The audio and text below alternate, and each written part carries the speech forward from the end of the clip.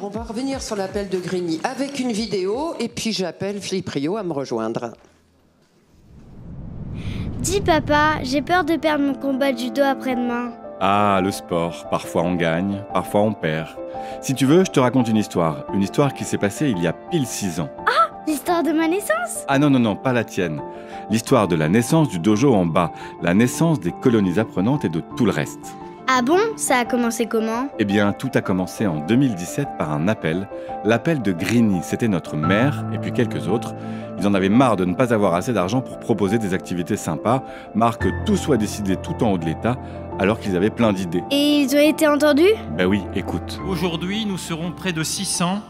Nous représenterons 75 villes environ et territoires de France et à peu près une centaine d'associations mobilisées. C'est comme une des premières fois où on arrive à faire ça, à se mettre d'accord. Oui, ces crédits politiques de la ville, on en a besoin. Oui, cette politique de l'ANRU pour réhabiliter tout un quartier au pied des futurs métros, on en a besoin. Une fois de plus, la République a décidé de tourner le dos à nos quartiers populaires. Et derrière les quartiers populaires, ce sont les habitants. On demande simplement l'égalité, le droit commun qu'il soit appliqué dans nos quartiers populaires. J'en ai marre de bricoler.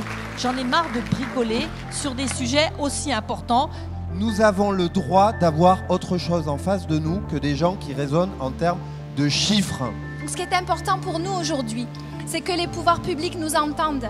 On est dans un processus qui a mis des années et des années à se mettre en place. La seule chose que je demande, c'est qu'effectivement, on puisse continuer, que les politiques de la ville s'inscrivent dans le long terme.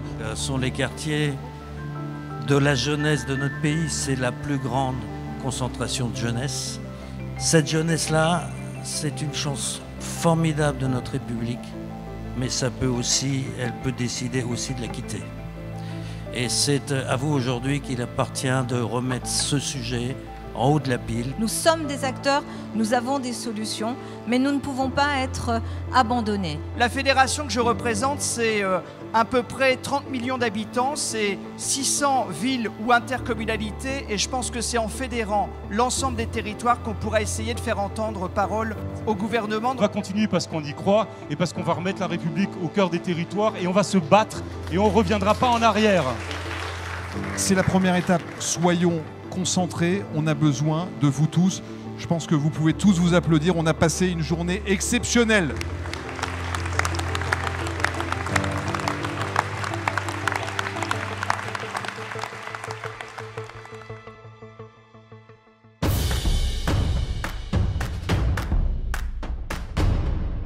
Première remarque, c'est que ça n'a pas pris une ride. Quelques-uns un peu, mais non, ça n'a pas pris une ride dans les propos et dans ce que l'on s'est dit ce matin. Je dois faire hyper court pour rattraper tous ceux qui nous ont pris du temps. Non, c'est pas vous, hein? Ah, non. Prenez tout votre temps, 2-3 minutes. 2-3 minutes. L'appel de Grigny, c'est une belle histoire humaine de celles et ceux qui, d'un coup de colère de l'été meurtrier, qui a été dit tout à l'heure, a permis cette mobilisation créatrice avec peut-être 2 éléments importants. Le premier, c'est qu'il faut voir l'appel de Grigny comme une séquence politique et il faut voir l'appel de Grigny comme, je vais le dire comme ça, une victoire médiatique. La séquence politique, c'est laquelle? D'abord, c'est ce que nous sommes aujourd'hui dans nos diversités, des gens de terrain, la conscience détermine l'existence, et donc de celles et ceux qui partagent beaucoup de choses, qui ont des diversités, des parcours différents et qui, confrontés au choc de l'été 2017, décident de se réveiller. La particularité de cet appel, et je tiens à les remercier, c'est d'abord les associations de nos quartiers qui se sont mobilisées et qui nous ont poussés à pousser ce coup de gueule. Parce que dans les, je disais 600 là, mais en fait on était 1000 à Grigny, il n'y avait pas 1000 élus, il y avait énormément d'associations présentes, des associations de quartier, il y avait Bleu Blanc Zèbre qui était là, il y avait d'autres, il y avait des fédérations d'associations qui étaient présents, celles et ceux qui avaient souffert de ce coup de canif dans le contrat qui était la suppression des contrats aidés. Et ça a été mal vécu puisque en fait les associations, dès le mois de juillet-août, se sont retournées vers nous en disant mais nos activités sont préparées, on avait préparé des choses avec nous et on ne va pas pouvoir mettre en place. Donc ça commence de ce mouvement, de cette rencontre des gens de terrain. Et l'appel de Grigny, c'est d'abord la politique de la ville par le bas, par les artisans que nous sommes, les uns les autres, avec encore une fois nos histoires, l'histoire de nos territoires, leurs forces et leurs faiblesses. Je disais une séquence et une victoire médiatique. La séquence parce que l'appel de Grigny s'est écrit sur un coin de table avec quelques-uns et il nous a permis de faire 3 choses supplémentaires. D'abord, d'engager un Tour de France des solutions.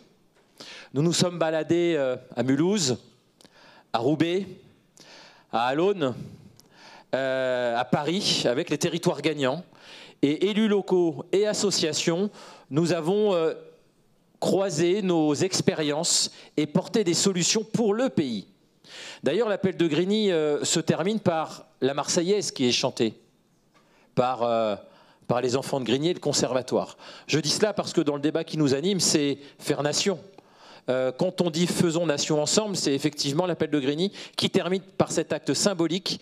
Nous avons tous chanté la Marseillaise en cette fin d'après-midi, il y a maintenant 6 ans. Donc une séquence appel de Grigny, le Tour de France des solutions avec Territoire Gagnant, qui a été une expérience vraiment extrêmement intéressante et qui a ensuite, en tout cas tout ça est dans le même mouvement, conduit à, non pas au rapport Borloo, vous avez bien compris, il ne faut pas l'appeler le rapport, c'est les 19 actions fortes, puissantes, avec une première page qui n'a pas perdu une ride non plus concernant l'actualité. Et ce moment-là, au lieu de cette journée terrible du 22 mai 2018, ça a été 3-4 mois de boulot extrêmement intense entre les élus locaux, les associations, un truc qui s'appelle l'Agence nationale de cohésion des territoires, dont on se dit d'ailleurs, Madame la Ministre, que on a le sentiment que tout ça s'est déplacé vers Action Cœur de Ville et la ruralité, et que l'ingénierie qui était portée par la NCT sur cette politique territoriale exceptionnelle qui était la politique de la ville, on a le sentiment qu'elle a un peu glissé et qu'elle n'a pas été aussi forte qu'elle l'a pu l'être. Je dis ça parce que nous avons vraiment bossé à cette époque-là avec tout ça, quelques petits hommes en gris, mais fort intelligents, qui étaient autour de Jean-Louis. Voilà, on ne comptait pas nos heures, on allait 3-4 fois à Paris par semaine, dans des actualités parfois difficiles. Je disais, l'ancien président de Ville et Banlieue, Marc Villemot, qui était maire de la Seine-sur-Mer, n'avait pas pu venir à l'appel de Grigny parce qu'il y avait une fusillade dans sa ville. Nos villes, c'est ça. Il y a des coups de chaud. Et donc, ça ne nous a pas empêché pendant toute cette période de bosser vraiment comme des dingues, de se mettre au service de la nation pour faire nation. Il y a eu l'événement et puis je pense que cette séquence s'est terminée par le comité interministériel à la ville du mois de janvier 2021 qui s'est tenu à Grigny, où Jean Castex a compris plus que d'autres ministres, mais il avait un petit avantage, c'est qu'il était maire. Il a été maire d'une ville où près de 30% de la population vit sous le seuil de pauvreté, à Prades. Et donc on a trouvé un interlocuteur qui a compris l'urgence du quotidien, de la proximité, la relation que nous pouvons avoir avec la population. Et donc, il nous a tendu la main et on a là aussi retravaillé avec encore une fois la NCT et on a produit des petits trucs, des petits outils, alors que la boîte à outils était vide. Je le rappelle, hein, les 2 milliards d'ANRU, c'est le CIV de Grigny. Dans le plan de relance, ce n'était pas anodin. Madame la Ministre, vous parliez des équipements sportifs. Oui, ça fait 10 ans qu'on dit qu'il y a de la carence en matière d'équipements sportifs dans nos quartiers populaires. Au revoir. D'accord. Oui, et la NCT. Et puis, donc, je vois qu'on fait l'alliance des bourgs et des tours. Je disais donc, le CIV de Grigny qui apporte les équipements sportifs, une première enveloppe de 36 millions, il y en a une deuxième de 250, et on va nous annoncer, ou c'est déjà un peu sorti, 100 millions d'euros supplémentaires. Ça veut dire que la coproduction, on sait faire, on sait produire des outils. Puis il y avait un truc qui a été un peu raillé à l'époque, mais nous le portions tous, c'était les éducateurs spécialisés, les éducateurs de rue.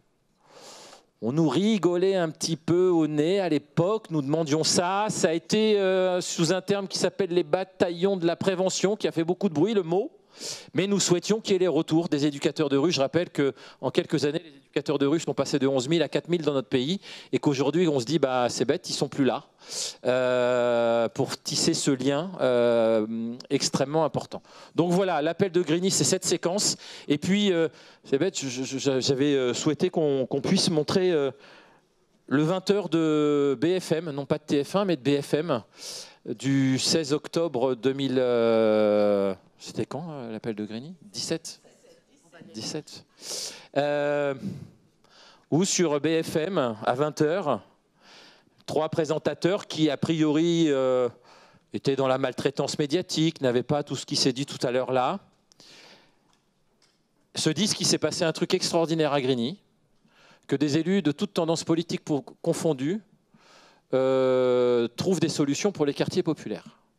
Et qu'on n'y met pas un pognon de dingue véritablement dans les quartiers populaires. BFM, retrouvez-le véritablement. Et je dis ça parce que je pense que c'est le moment où on retourne le regard médiatique. Et ensuite, pendant, bien évidemment, le temps... on l'a vu, nous, dans le Tour de France des solutions, la presse quotidienne régionale nous a suivis dans notre aventure. Dans les 19 mesures... Borloo, on peut le dire comme ça, je sais pas, non, oui. On a été suivis et le regard médiatique a énormément changé sur nos combats, sur les valeurs que nous portons, sur nos messages. On se dit même avec des collègues, alors je ne vais pas faire le coup de ceux qui pissent dans les chaussettes là, mais on avait l'impression que ce 22 mai 2018, il y a certains journalistes, y compris de la presse nationale, qui étaient plus en colère que nous, que ce rapport ait été mis à la poubelle. Et donc, l'appel de Grigny, je pense, dans cette séquence-là, nous a permis de gagner une sympathie médiatique qui existe encore, et tant mieux parce que ça fait partie de ce changement d'image. Voilà, aujourd'hui, Catherine Arenou, tous les collègues qui ont été interviewés pendant cette période, on était appelés bien avant les heures d'antenne, nos passages d'antenne, ça les trucs qui durent 1 minute, 2 minutes, où on est hyper flippé parce que c'est un exercice de dingue et nous on ne sait pas faire ça, donc on apprend.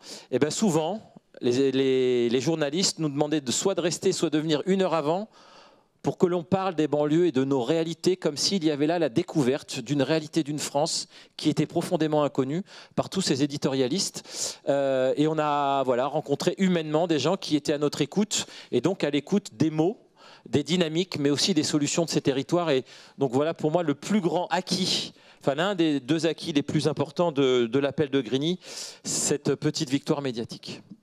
Merci beaucoup. Et on peut l'applaudir, cette victoire.